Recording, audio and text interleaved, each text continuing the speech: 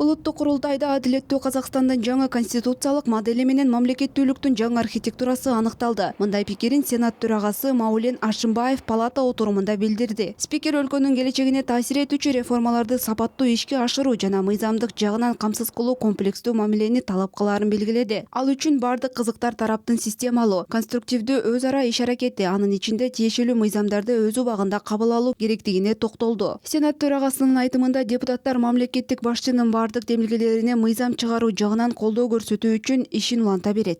Президентimiz болашак парламенттин атауы, курулуму менен өкүлеттиги боюнча пикир. Президентибиз келечек парламенттин аталышы, түзүлүшү менен ыйгарым укуктары боюнча пикирин билдирди. Ошону менен катар коомдук саясий жана мамлекеттик институттарын реформалоону көздөгөн сунуштарын жарыялады. Алардын катарында элдик кеңеш жана вице-президент сыяктуу жаңы институттар бар. Ошентип улуттук курултайда адилеттүү Казакстандын жаңы конституциялык модели аныкталды деп айтууга толук негиз бар. Адилеттүү Казакстандын жаңа конституциялык модели айкындалды деп айтууга толук негиз бар.